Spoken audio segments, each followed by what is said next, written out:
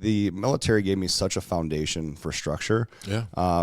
That I found my own type of work ethic and held myself accountable. So, I excelled in basic training. I'd get like the perfect, PT score. I was supposed to get promoted in basic training, and I failed map reading. I failed map reading because I threw my back out and I had to go to sick call. So I missed that day of class. And then came back and they're like, you have to take the test. And if you don't and you fail, then, you get held over. I'm like, all right, well, I don't want that. So I guess I'll take the test. And I failed it. I didn't know what the hell I was doing. Right. So I retook it and passed it after studying, right? Like I should have. I didn't have time in the beginning, but it's whatever. So anyways, they go, my upline was like, you're getting promoted. And they come back like, what the hell? You failed map reading? Of all things, you failed map reading? I was like, I wasn't here for it. I was like, I'm sorry. He's like, oh man, that's crazy.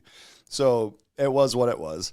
But again, like the whole accountability thing, going back to school, getting straight A's, I enjoyed work, right? In my family, if you were able, you worked. It just was what it was. I've had a job since I was 12, right? And that job didn't have to be anything crazy, but it had to be something to hold you accountable. So at 12 years old, I was refereeing hockey. All right. So you're back at school and you're a straight A student now. Straight A student for the first time in my entire life. Like I said, the military gave me a new aspect and lease on life when it came to personal accountability.